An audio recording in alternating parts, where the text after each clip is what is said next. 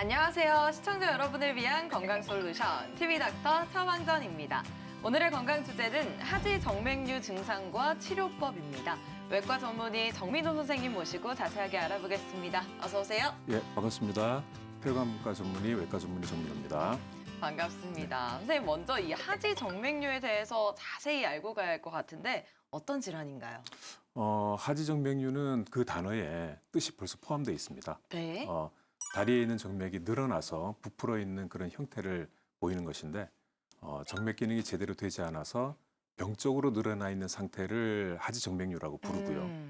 기능 자체는 아무 문제가 없는데 단순히 혈관이 늘어나 있는 상태를 정맥 확장증이라고 합니다. 네. 그리고 경우에 따라서는 겉으로 표시는 안 나는데 정맥 기능만 고장 나 있는 경우가 있어요. 그래서 하지 정맥류는 단순히 형태의 어떤 문제가 아닌 만성적인 정맥 기능 부전이라는 그런 질환으로 생각하시면 되겠습니다. 그렇다면 이 하지 정맥류는 왜 발생하는 거고 또 어떤 증상을 보이는지 궁금한데요. 뭐 기타 여러 다른 질병들하고 마찬가지로 하지 정맥류도 유전성을 보이거든요.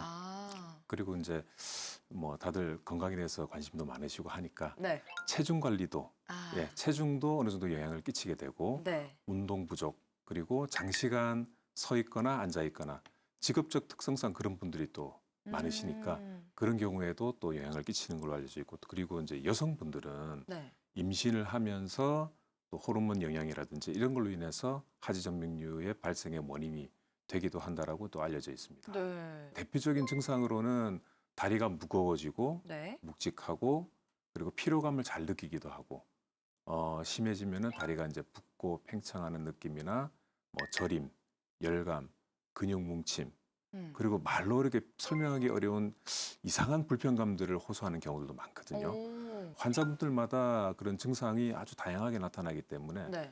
또 전혀 증상이 없는 분들도 있어요. 아, 그래요. 네, 그래서 다리에 뭔가가 이상하다고 느껴지면은 이제 여러 부분들, 여러 과목을 다 이제 진료를 보시겠지만은 하지 정맥류도 한 번쯤은 생각해 보시는 게 좋을 것 같습니다.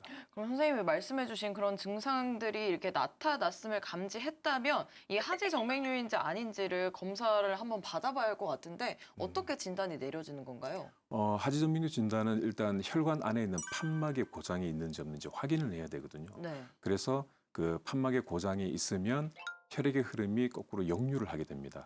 그런 것을 이제 실시간으로 우리가 혈관 초음파를 통해서 확인을 할 수가 있죠. 그리고 선천적인 어떤 혈관 기형이라든지 해부학적인 어떤 변이가 있을 때 또 CT 촬영이라든지 이런 걸 통해서도 확인해 볼 수 있습니다. 그럼 그런 방법을 통해서 우리가 하지 정맥류인 것을 확인했다면 그에 따른 치료가 이루어져야 하잖아요. 어떻게 진행되나요?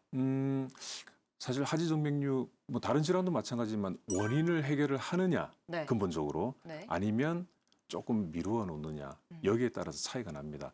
원인에 대한 그 근본적인 치료를 하는 방법은 발거술이라든지 뭐 레이저, 고주파, 배나실 이런 여러 가지 치료 방법들이 있는데 그런 근본적인 치료가 아닌 그냥 증상의 완화와 또 수술 전후의 관리를 위해서 보조요법을 행할 수가 있거든요. 네. 이때는 이제 압박 스타킹이라든지 또는 정맥순환제 그리고 자신의 생활 습관의 변화 이런 게 필요하죠.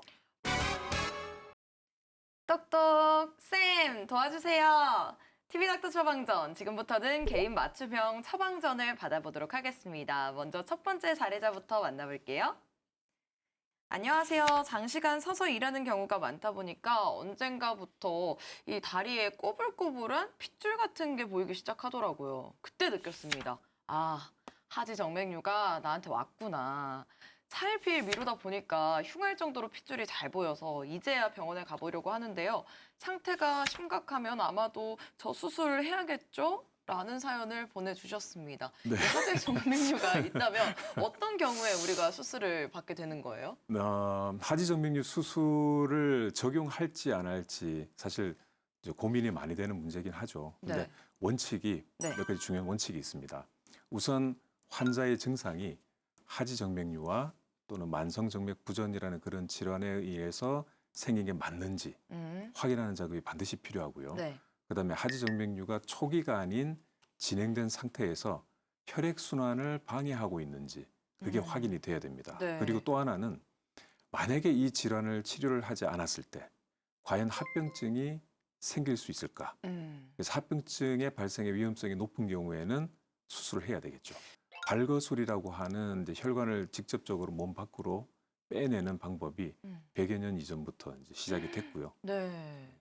그리고 오래됐네요. 네, 그런 혈관이 제거가 됐을 때 그 혈관을 제거된 부분을 다시 우리가 이어주거나 또는 어떤 조치를 취하는 게 아니고 압박을 시켜 놓습니다.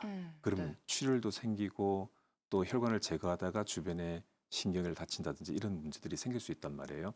그래서 그런 합병증을 줄이기 위해서 나온 방법들이 레이저, 고주파와 같은 혈관 안쪽으로 기구를 사용을 해서 이제 열로 혈관을 소장시키는 방법입니다. 바로 두 번째 사례 만나볼게요. 안녕하세요. 역시 아프면 병원에 가라는 말은 인생의 진리인 것 같습니다. 그 말을 지키지 않았더니 제 다리에 하지 정맥류가 더 심해진 것 같아요. 핏줄이 튀어나온 부분이 가렵기도 하고요. 약간 색깔도 변한 것 같아요. 저 괜찮은 걸까요? 하고 사연을 보내주셨습니다. 하지 정맥류 이렇게 치료하지 않고 방치할 경우에는 우리가 어떤 부분을 조심해야 할까요?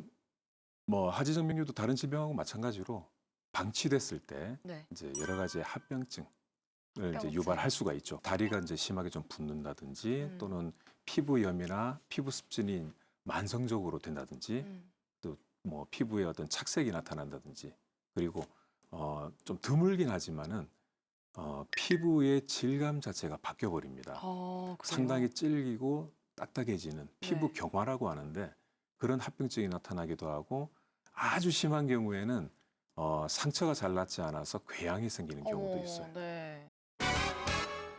TV닥터 처방전 하지 정맥류에 대해 알아보고 있습니다. 선생님, 이 하지 정맥류에 대한 치료가 제대로 이루어지지 않는다면 또 다른 어떤 합병증을 저희가 주의해야 할까요?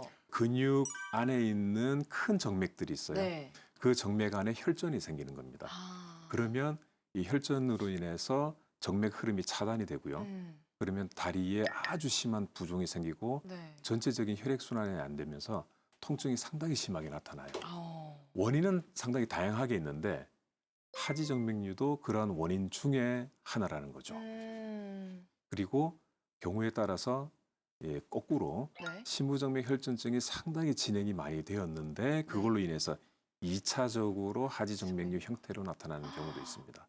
그래서 겉으로 혈관이 불룩불룩 튀어나왔다고 해서 네. 무조건 하지정맥류 수술을 하는 게 아니고 그러한 이제 심부정맥의 기능까지도 다 확인을 해서 이상이 없을 때 단순히 하지정맥만 문제가 있을 때 그때 이제 수술을 하게 되는 거죠. 알겠습니다. 네. 그렇다면 선생님 말씀을 들으면 들을수록 하지 정맥류 굉장히 피하고 싶어요. 네, 예방하는 방법 알려주시죠. 평소에 이제 체중 관리도 하시고 네. 운동도 적절하게 하시고 네. 그다음에 한 자리에 가만히 지금처럼 이렇게 앉아 있는 자세 있잖아요. 네. 이런 걸 가급적이면 피하셔야 돼요. 그다음에 여성분들 중에서 특히 이제 임신 네. 하셨을 때 임신 후반부에 압박 스타킹을 신고 관리를 하십시오. 압박 스타킹이요? 네. 잊지 않겠습니다. 네. 예, 잘 기억하겠습니다. 네. 여러분, 하지 정맥류와 관련해서 꼭 기억해야 할 처방전 정리해 드리겠습니다.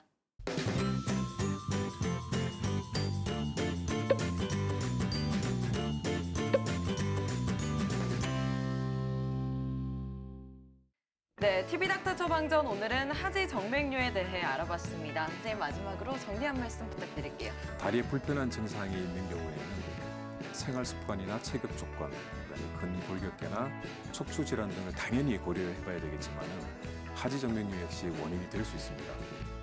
하지정맥류는 경우에 따라서 약간의 차이는 있을 수는 있겠지만 진행이 많이 될수록 치료가 복잡해지고 회복하는 데 오랜 시간이 걸립니다.